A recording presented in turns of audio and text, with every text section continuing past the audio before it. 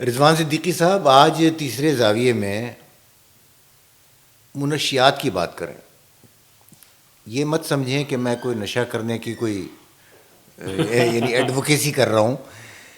منشیات کی لعنت جو ہے وہ یعنی عادت ہو گئی ہمیں یہ کہنے کی منشیات کی لعنت، لیکن منشیات کا استعمال ایسا لگتا ہے کہ بڑھتا جا رہا ہے.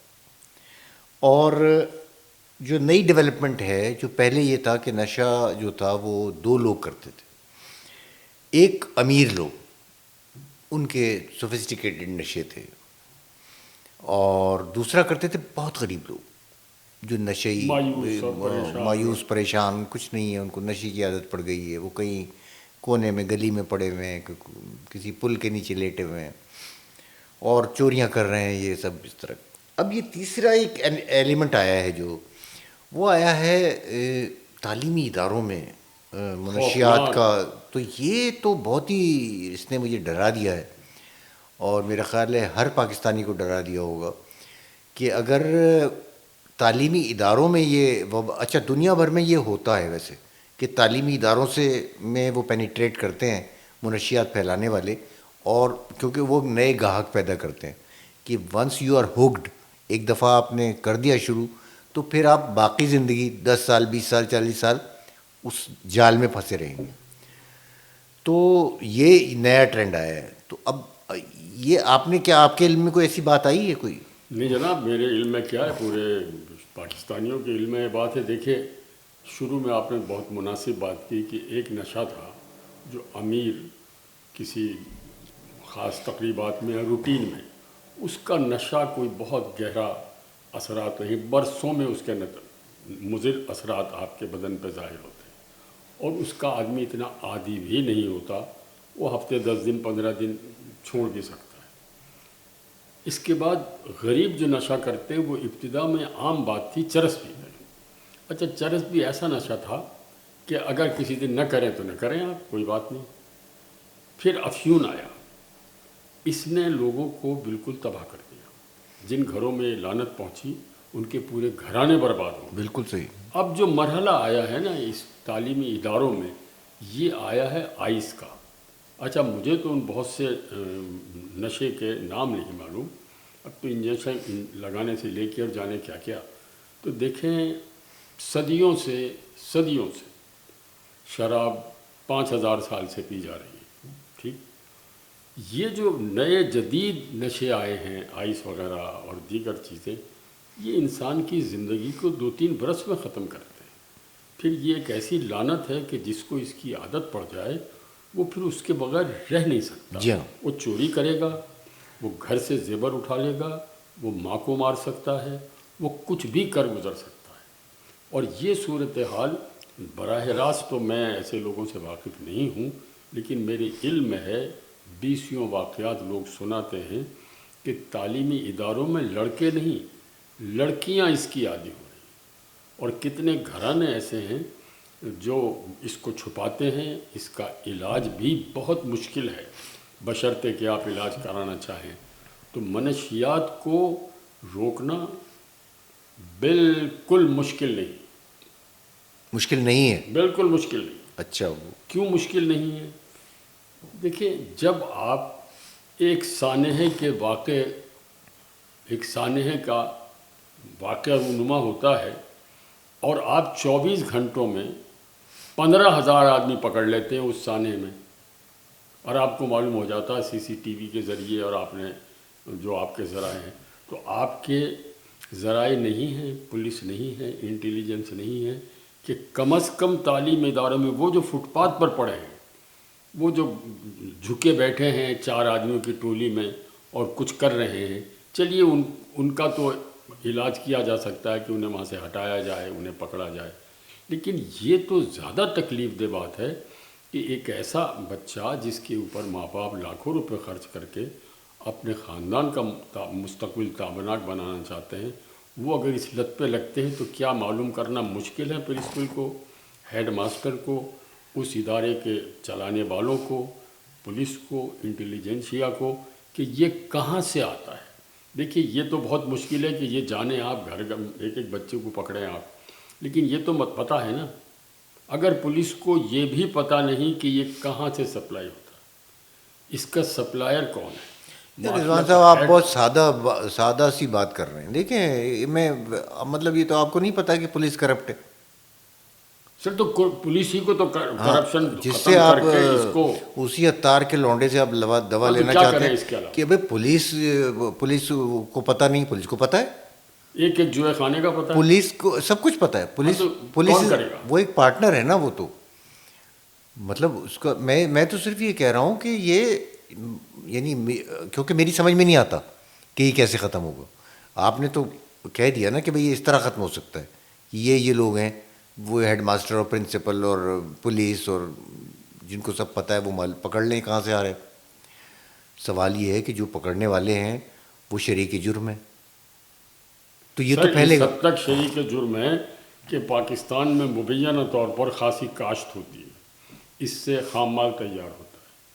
آئے دن اخبارات میں ہم سب پڑھتے ہیں کہ 10 کلو پکڑ لی، 20 کلو پکڑ لی. مجھے یہ بتا دیجئے کہ یورپ امریکہ میں جو مال پاکستان سے جاتا ہے وہ تو جہاز کے ذریعے جائے گا نا، اس کو چیک کرنے کے انتظامات بھی ایئرپورٹ پر ہیں. سب کو پتہ ہوتا ہے کہ 5 کھیپ کو جانے دینا ہے اور 1 کھیپ کو پکڑ لینا ہے جس کا ملزم کبھی گرفتار نہیں ہوتا. تو اتنا بڑا مافیا بین الاقوامی طور پر یہ کام کر رہا ہے. ہمیں دنیا سے غرض نہیں، ہمیں غرض ہے ہمارے بچوں سے جو بالکل صحیح ہے. اسکول کالجوں میں پڑھ رہے ہیں، میرے آپ کے بچے ہیں. بخدا مجھے اتنا خوف لاحق ہے کہ میری دعا میں ایک بنیادی چیز یہ ہوتی ہے کہ میرے بچے، میرے بچوں کے بچے جو تعلیم پا رہے ہیں انہیں منشیات سے دور رکھ. چونکہ اچھا یہ اندازہ دیکھیں، یہ تو میں آپ کو بتاؤں، جب ہم طالب علم تھے اس وقت جو ایک میجر نشہ شروع ہوا تھا وہ ہیروئن کا تھا. ہیروئن جب ہم طالب علمی سے فارغ ہوئے تھے تقریباً ارلی 80s میں، تو ہیروئن آ گئی تھی. ہاں تو یہ آپ کے زمانے کی بات ہے، ٹھیک ہے. ہمارے زمانے میں اب نہیں. ہیروئن جو تھی وہ لوگ پیتے تھے، اور یعنی اب یہ چرس اور گانجے اور افیون سے آگے کی چیز تھی. ہاں ٹھیک. اچھا وہ جو تھی اس میں وہ بہت اس کی ایڈکشن جو ہے نا اس کی بہت خوفناک تھی. اچھا کیونکہ میں نے بیچ میں ایسے واقعات بہت دیکھے ہیں نشہ کرنے والوں کے، اور نشے کا علاج کرنے والوں کے، اور نشے کا علاج جہاں ہوتا ہے ان مراکز کو میں نے دیکھا ہے بہت. اچھا جی. اچھا دیکھیں اس میں وہ زیادہ تکلیف دہ چیز ہے، کیونکہ اگر آپ کو اس کا پتہ چل جائے نا تو پھر جب آپ یہ کہتے ہیں کہ ہمارے بچے، ہمارے اسٹوڈنٹس اس میں جا رہے ہیں، تو آپ لرز جاتے ہیں سوچ کے کہ یار یہ جس راستے پہ جا رہا ہے اس میں علاج جو ہے وہ کیسے ہوتا ہے، کیا ہوتا ہے. اس میں کیا ہے کہ طریقہ یہ ہوتا ہے کہ اب ایک قدرتی بات ہے، ایک بچہ نشہ کرتا ہے، وہ پکڑا جاتا ہے، ماں باپ پکڑ لیتے ہیں. 90% کیسز میں ماں باپ چھپاتے ہیں اس بات کو. پہلا قدم. اچھا جب چھپاتے ہیں اور اس پہ سختی کرتے ہیں کہ وہ ان کا خیال ہوتا ہے سختی کریں گے تو ٹھیک ہو جائے گا، لیکن وہ باہر تو جائے گا نا بھائی. اب وہ اس کے بعد ایسا موقع آ جاتا ہے کہ وہ نہیں ان کے قابو میں آتا، اور وہ اس کی صحت برباد ہوتی جاتی ہے. وہ نشے میں پڑا رہنا چاہتا ہے اور وہ تڑپتا ہے اگر اس کو نشہ نہ ملے. پھر وہ لے کے جاتے ہیں اس کو بحالی کے مرکز پہ. ہاسپٹلس ہیں ایسے اسپیشلائزڈ جو اس کا علاج کرتے جی ہیں. جی. علاج کوئی نہیں ہے. علاج کیا ہے؟ علاج یہ ہے، وہ کہتے ہیں ایک ڈیٹاکسیفیکیشن کریں گے. یعنی جو نشے کا آپ کا بدن عادی ہو گیا ہے، جو زہر آپ کے بدن میں جمع ہو چکا ہے، اس زہر کو رفتہ رفتہ رفتہ کم کریں گے. نکلنا ہے. تو ایک پیریڈ چاہیے اس کے لیے کہ جو مہینوں کا ہوتا ہے. جی وہ بعض اوقات 1 مہینہ ہوتا ہے، کبھی 2 مہینے 3 مہینے. اچھا میں نے نازم آباد میں ایک مرکز دیکھا، بڑا وہ مشہور تھا. اتفاق سے کوئی صاحب بیمار ہوئے تھے اسی چکر میں، تو میں ان کے ساتھ گیا تھا وہاں پہ. ان کا کیس دوسرا تھا، وہ کچھ مینٹل ڈپریشن اور کچھ انگزائٹی کا کیس تھا. وہ غلط جگہ میں چلے گا، تو وہاں پہ منشیات والے داخل تھے. میں داخل کرانے کے لیے اندر گیا تو میں تو حیران رہ گیا دیکھ کے کہ وہاں پہ جو ہے وہ اچھا وہ تو دیسی طریقے سے وہ ایک علاج ہو رہا تھا کہ ان کو بند کر رکھا تھا. سلاخیں تھیں کمرے میں. مائی گاڈ. اب جو بھی پیرنٹ ہے وہ گویا وہ کمرہ ہائر کرتا ہے اس کے پیسے دیتا ہے. ڈاکٹرز جو ہیں اس کا علاج سچ، کیونکہ علاج کوئی اس طرح کا نہیں ہے.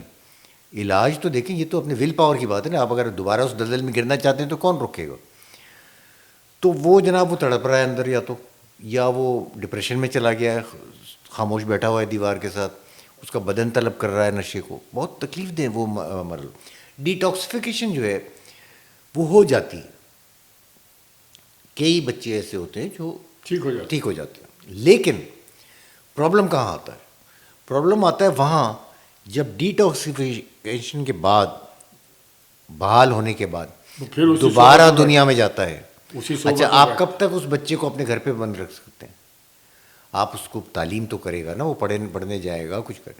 اچھا جب وہ باہر جاتا ہے تو اگر وہ ان لوگوں سے نہ بھی ملے جن کے ذریعے نشہ اس نے شروع کیا تھا، تو بھی اس کا دل چاہتا ہے. دیکھیں یہ وہی ایڈکشن ہے جو سگریٹ کی ہوتی ہے. جی بالکل صحیح کہ اب آپ نے چھوڑ دی ہے لیکن آپ کا دل چاہ رہا ہے، کریونگ ہے آپ کو پی رہا ہے. تو اگر آپ نہیں چاہتے تو آپ کیا کرتے ہیں کہ آپ دور جاتے ہیں کہیں، ایک دکان سے ایک سگریٹ خریدتے ہیں، خاموشی سے پی کے چھپ کے اور آ جاتے ہیں. کوئی آپ شروع کر دیتے ہیں ایک کام. یہ نشے کا بھی ایسا ہی. ڈیٹاکسیفیکیشن کے باوجود اس کی جو مکمل صحت وہ تو کہتے ہیں ریہیبلیٹیٹ کر دیا ہم نے، یعنی ایک نئے سرے سے ہم نے آپ کو احیا کر دیا آپ کا. لیکن وہ سب کچھ اس مریض کے دماغ میں. اگر اس مریض کے دماغ میں یہ ہے کہ یہ میں بربادی سے بچ گیا ہوں، اب مجھے نہیں کرنا، اب مجھے تعلیم حاصل کرنی ہے، زندگی میں اپنے سارے مقاصد حاصل کرنے، تو باہر کی دنیا اس کا کچھ نہیں بگاڑتی. لیکن اگر اس کے دماغ میں یہ ہے کہ یار بہت مزہ آتا تھا، تو وہ اس کا پھر کچھ نہیں ہے. اچھا میں نے اسی طرح وہ بھی دیکھے کہ جدید علاج بھی وہ ان میں سلاخیں نہیں لگی ہوئی، بند نہیں کیا وہ. لیکن وہ ڈیٹاکسیفیکیشن مطلب دور رکھنا، اس سے ایک عمل جو ہے نا وہ لازمی ہے. لیکن اخلاق صاحب آپ کی بات بالکل صحیح ہے، لیکن میں یہ بات کہتا ہوں کہ دیکھیے ہمارے ہاں پوری دنیا کے ادیان میں چیٹنگ کرنا، جھوٹ بولنا، بے ایمانی کرنا منع ہے. لیکن جب اس عمل کو رد کرنے کے لیے صبح سے شام تک آپ کا گھر، آپ کے والدین، آپ کا ماحول، آپ کی عبادت گاہیں، آپ کی تعلیمی ادارے، آپ کی ٹیلی ویژن چینلز، آپ کی کالم نگاری، یہ سب مل کر اگر ایسے مسائل کو، اور بے شمار مسائل ہیں، ایسے مسائل کو بار بار بمپ کرتے رہیں، لوگوں کو احساس دلاتے رہیں، تو میرا یقین ہے کہ اس میں کمی آ سکتی ہے. آپ حکومت سے توقع کریں، نہیں حکومت سے تو ممکن ہی. لیکن سر اس میں پرابلم کیا ہے؟ دیکھیں سر یہ ایک ایمانداری کی بات ہے. دیکھیں ایڈکشن جو ہوتی ہے نا، ایڈکشن کسی بھی چیز کی ہو، ایڈکشن میں نے نہیں دیکھا کوئی ایڈکشن کم ہوتے ہوئے. ہماری سب سے بڑی ایڈکشن کیا ہے؟ سگریٹ. دوسری بڑی ایڈکشن کیا ہے؟ پان، گٹکا، تمباکو. بلکہ اس کو گٹکے کو بھی لے آئیے سامنے. تو میں کہنا یہ چاہتا ہوں کہ وہ ایڈکشن جو ہے نا، وہ یا تو یہ ہو نا کہ سب کہہ رہے ہیں، میڈیا بھی کہہ رہا ہے، گھر والے بھی کہہ رہے ہیں، تعلیمی ادارے بھی کہہ رہے ہیں، کالم میں بھی کہا جا رہا ہے، پورا پریشر ہے اس پہ کہ بھائی تمباکو نہیں پینا یا تمباکو نہیں کھانا. اس کے باوجود وہ بڑھ رہا ہے. پان کی دکانیں بھی بڑھ جاتی ہیں. نہیں اس لیے یہ عجیب و غریب بات ہے. نہیں اخلاق صاحب ایڈکشن ہے کیونکہ بالکل صحیح کہا. نہیں دیکھیے بڑی سیدھی سی بات ہے کہ بے شمار گھرانے ایسے ہیں جن کے بچوں کو کی تربیت اس بنیاد پہ دی جاتی ہے کہ دیکھو بیٹا یہ کام برا ہے، آپ نے نہیں کرنا. اور کروڑوں اور لاکھوں گھرانے پاکستان میں ایسے ہیں کہ ماں باپ کی تربیت ہی کے نتیجے میں وہ بچے ان برائیوں کو اختیار کرنے والے دوستوں کے درمیان رہتے ہیں اور اس برائی کو اختیار نہیں کرتے. یہ ہمارا مذہب ہی ہے نا جس نے ہمیں روکا ہے کہ یہ بدکاری بہت بڑا گناہ ہے. تو بہت ہی قریب جا کر بھی ہمیں احساس ہوتا ہے، ایک جھٹکا سا لگتا ہے کہ نہیں یہ نہیں کرنا ہے ہمیں.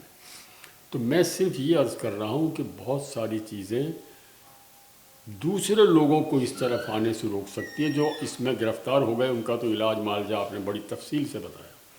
دیکھیے کچھ ذمہ داری سوسائٹی کے لوگوں کی، ان کے افراد کی، ان کے خاندان والوں کی ہوتی ہے.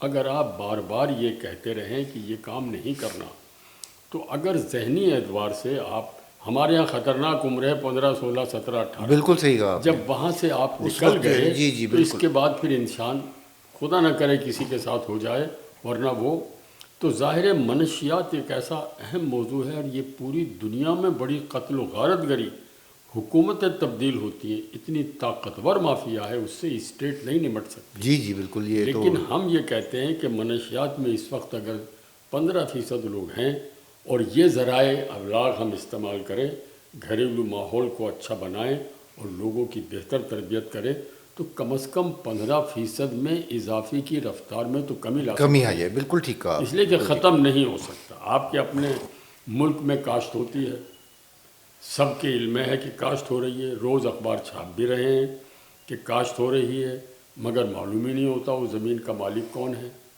بس ایسے ہی کاشتکاری ہے صاحب، دیکھیے نا، بس یہ تو ہم اور آپ دعا ہی کر سکتے ہیں کہ منشیات کی اس لعنت کے خلاف لوگوں میں ایک شعور پیدا ہو۔